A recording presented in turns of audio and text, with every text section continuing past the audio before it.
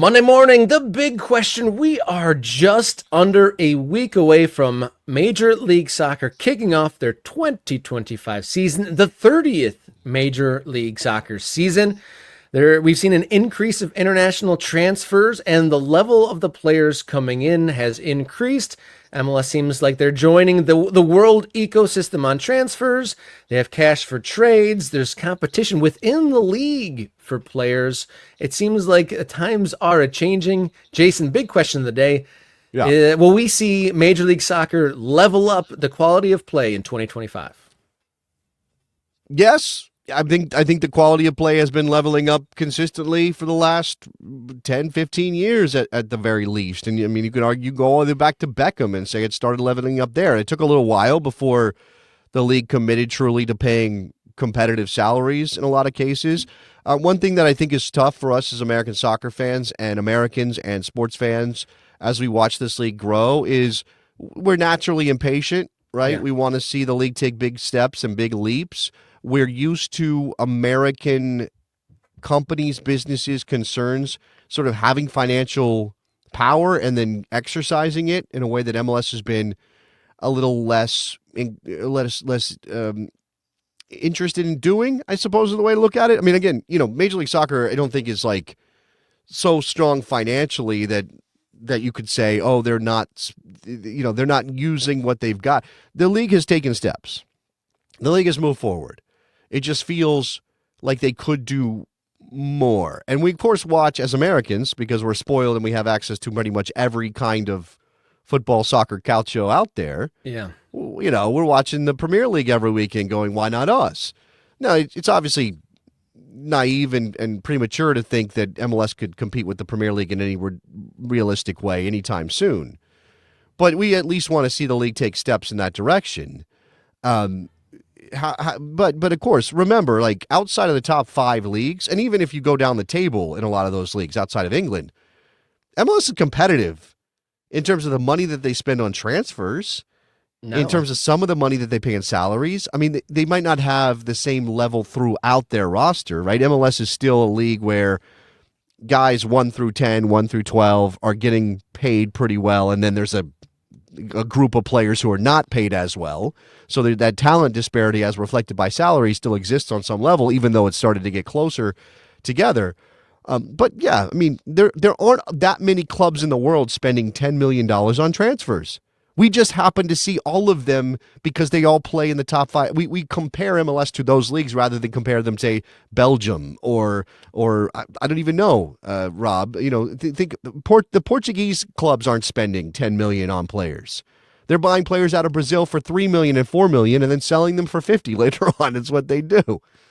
Oh, you're catching some flack in the chat area saying he looks better in that jersey than you do. Yeah, okay. All right, man. All right. I'll take that as a personal challenge. I'll get back in the weight room. All right. Yeah, we shall see. But as far as Major League Soccer, to your point, yeah, not many leagues are throwing around the multi-million-dollar deals like we see in the very top levels. And we should. I'm not saying that means we should be satisfied. By the way, that's not what I'm saying. I'm saying that we just have to keep some perspective as we watch MLS grow.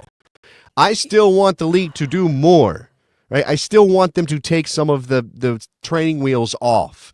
But the argument is out there right now that MLS has crested another hill and it has leveled up. And if we're going to use software shorthand, that there is a new version of MLS out there.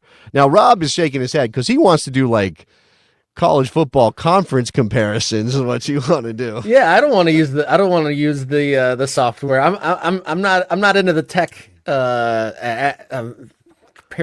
comparisons. Because so we've brought it up, so I'll dive in. So when folks ask me about Major League Soccer and what's the deal with that, so to speak, I kind of draw the line to MLS. I compare it to the MAC in football, the Mid-American Conference. For those who don't know, that's in the middle. It's kind of odd because there are higher level players that kind of drop in, and then there's some guys that are just good at the sport, but not athletic superstars in the mix.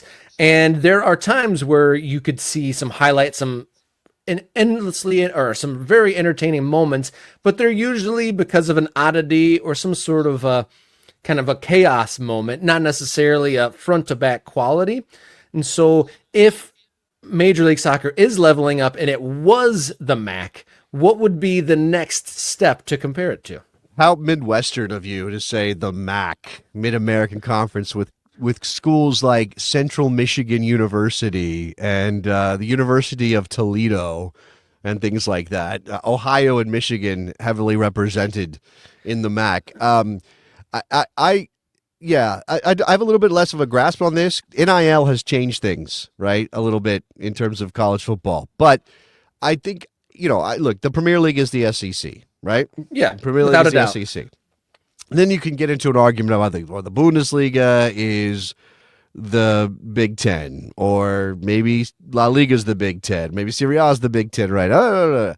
You know who the power conferences are, right? And I know the Pac-12 has collapsed, so that kind of screws things up a little bit. But there's the what is it? The AAC? Do you know that one? The Robert? Atlantic Athletic Conference, yeah. American Athletic Conference, and that has let's see, in terms of football, There's a couple big hitters in there, but a lot of, so teams. I mean, Clemson probably the biggest team in that division, right? And then Florida State. that's the ACC, Rob. You're getting a Oh, little- okay. Egg on my face there. Yeah, that's the ACC. That's a bigger level. I mean, the ACC is an interesting one because there are some really big schools that are suffering through dark times right now. Florida State being one of them. Last year, I think they had a good year and missed the playoff. I'm not sure where they were this year, to be honest with you. Maybe I'm confusing Florida and Florida State. But the ACC is an interesting one because, yeah, they've got Syracuse. I think Notre Dame plays in other sports, but not in football. That doesn't really Miami. The Canes, the Hurricanes. That's the ACC. Is MLS on that level? I think that's even too high. I think that's too high, Rob. I think that's so. The AAC is schools like Rice and Temple and Tulane and North Texas, Memphis. I think that's a downgrade from the MAC, to be honest. But no, Memphis had a really good year. I think there are schools in that conference that are better than any MAC school. That would be my state. Now, there's also Conference USA. Do you know about Conference USA? Yeah, that Rob? was what I thought would kind of be the step up a little bit. Is Conference USA? It's one step higher in the mid major. I think MAC is considered a mid major conference, and I would say Conference USA is probably one rung up the ladder there. Okay, so Conference USA, Division I football, right? So TCU. Who else is in this? I mean, there are some schools that only play basketball, so it's tougher for me, as because basketball is a little bit different of a.